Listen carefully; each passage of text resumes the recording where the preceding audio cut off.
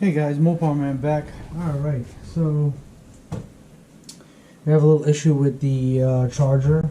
The problem that it has is that after I drive it for a while, so let's say I go down to work and come back, that's about an hour travel for me. I go to work, when I get there, I park it, I can hear the coolant bubbling in this reservoir. I've seen it. It's been happening a lot lately. Originally I put my coolant tester, pressure tester on it, and I saw that this hose was leaking, and then the hose that comes out of the reservoir bottle was also leaking. So did a little research. A couple people had the same issue, and they figured that okay, there was a crack in the line here, which I did have. I had the full piece here was cracked, and down at the bottom, I guess it must have had a hairline fracture.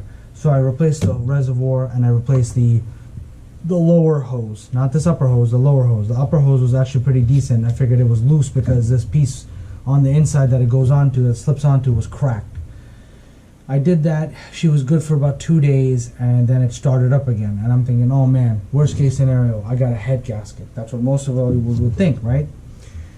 And I jumped the gun. I ordered the head gasket, the head bolts, everything, and I said, all right, it'll come in, and I'll take care of it today. Yada yada yada.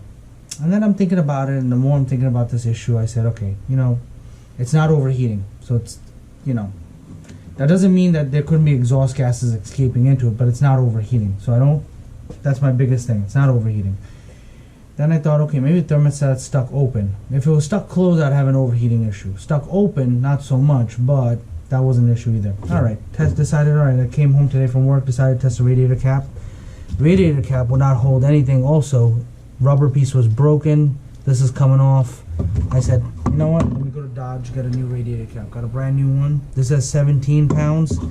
This one is rated for, this has 18 pounds. Just a pound difference. And then what I did is I, got my coolant tester from, I've had this for a while from Mac Tools. And I put it in here. And I hooked this up. And I said, all right, let's see what's going on. Let me test the pressure. 15 pounds of pressure is what it should be. I looked it up on all data. So,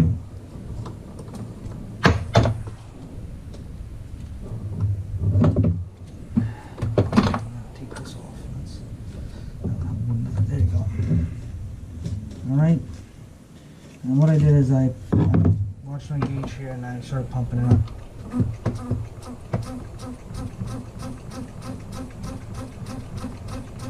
Now, I know where my leak is, but I want to show you guys personally where the leak is.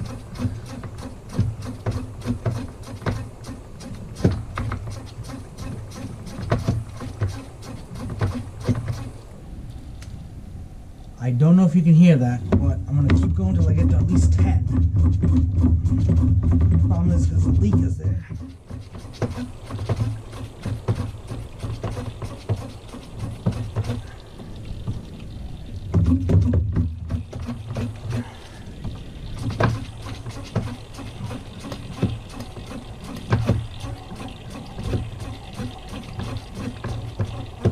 There you go, you can hear that. And I got some Windex here, which is just soapy water. And I'm gonna spray it right where see that? Right where that is.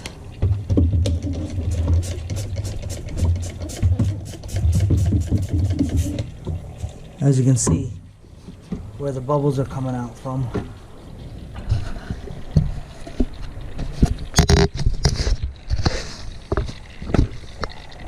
See that? And it's not from this bolt. Don't get it wrong. This is your coolant sensor.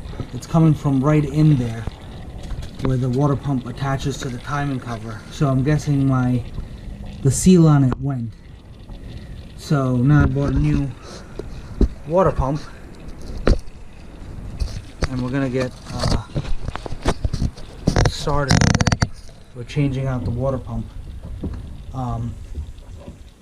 I do have I do have a thermostat coming in, and I'll swap that out when the time comes. Just for right now, I'd like to get it going because I'm not sure if it'll be coming today or tomorrow, and I kind of need my car back for tomorrow just to give it a good test run. But I know that the thermostat now is not an issue. It's opening and closing as it should, and my temperatures were in the normal operating range.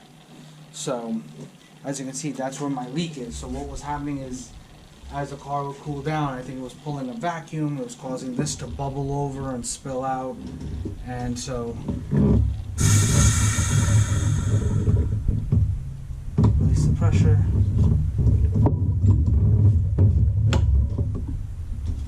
And we're gonna get ready to change it out.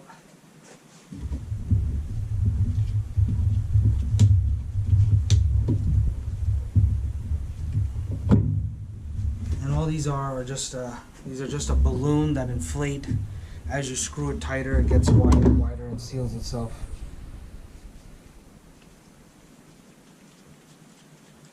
And this kit is universal, so you have a small, a medium, and a big, and it'll fit any of them.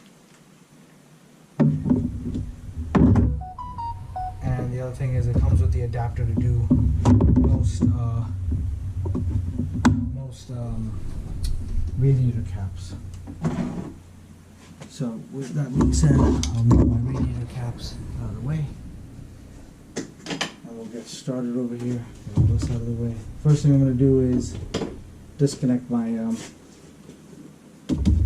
get this out of the way so I have room to work. First order of business.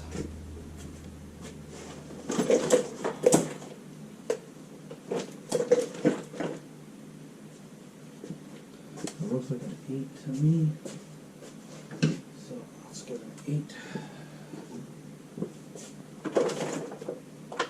The other thing I am going to do, take this screw out. Oh, that's not really the right size. It's an Allen key, and I want to get that out. Let's try an 8. I want to remove it to save it because these screws, these bleeder screws are a little tough to come by. Not tough, I mean you could order it, but I don't want to order it if I can scavenge parts. Why not, right?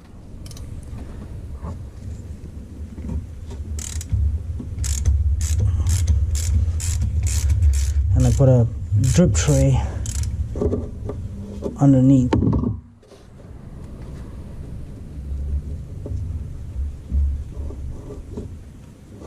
So anything that bleeds out will just, all the coolant that will come out of it when I pull the thing off will drop.